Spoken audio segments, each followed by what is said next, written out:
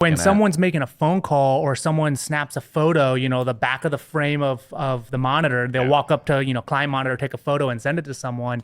And then that person will say like, no, don't do that. Or can we change the background? Or, in that case, oh no, that's not a slow motion shot. And it was just like, but yeah, it should 100% should have been. Even like I said, the producer and the DP both were like, no, but they didn't feel empowered to. Yeah. They felt that they had to ask permission for something that, quite frankly, was an easy decision. Yeah. If they're zooming in and they're actually able to see what's going on for longer than 90 seconds, fine, I'll give them a little credit. That's who has that authority at that moment. It's no big deal.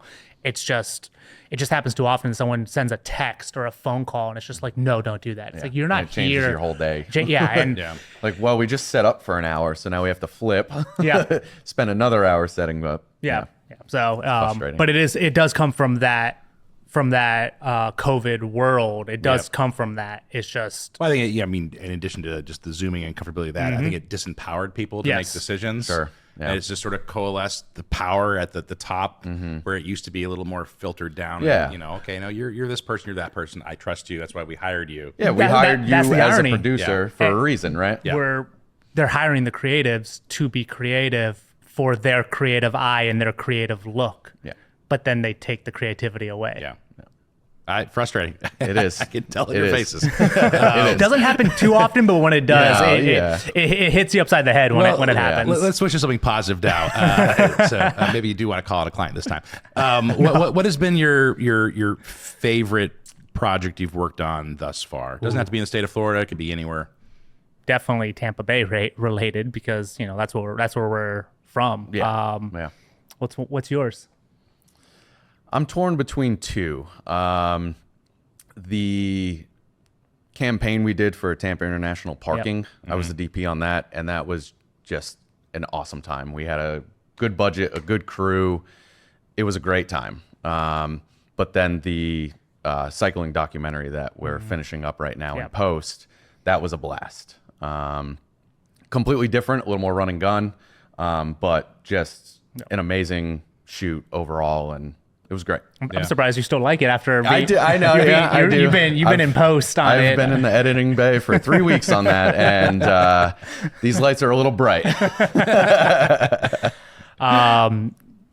Tampa International. I'm gonna say out of parking and the comedic. I'm gonna say the comedic campaign. Well, you were the DP on that. Yeah, I was the DP on that one. So produced the parking campaign. DP'd the comedic campaign. The comedic one, it's starting to roll out right now, and it's very entertaining. Nice little take on Geico's commercials where you kind of get hit with a funny moment at the tail end once everything kind of builds up. That was one of our motivations. But yeah, that was Tampa International Airport, their comedic campaign. There's three videos. Third one has not yet released, but the first one has, which was skiing and quite entertaining. Go on. They're prolific on their social media accounts. We're They constantly are stealing their memes. It is really good. They do have good ones. Yeah. Phenomenal. Yeah. Very Whoever's good sense of running humor that over is. there. Yes. Yeah. So this is just for you, Kevin. I have never run a company with my wife. Seems to be a trendy question as of late. Or a significant partner. I don't want to put you on the spot, but like everyone else does. Go ahead. Well, sure, let's do it. Is that difficult? How do you balance that work play aspect to your marriage and your business? All right. So I have my office at the studio. She has her office at the house. Okay. That helps tremendously right off the bat. So we've had several years of kind of working through this. We have 2 kids now, and we just now really know where the boundaries are. There's been some days that I was done for the day, and she would ask a question, and I would chip, and vice versa. She was done for the day, and I'd ask a question, and she would chip. And we've kind of learned, hey, that's not okay, because not only just in a marriage, you just have to find the boundaries, and then you realize after the fact, like, oh yeah, it is 6 o'clock at night, and we should not be bringing that up. It's just kind of we never intended this, but I think you are our 4th married or husband-wife production company Oh, team. wow. So it seems to be like more and more like that's the thing. Common, yeah.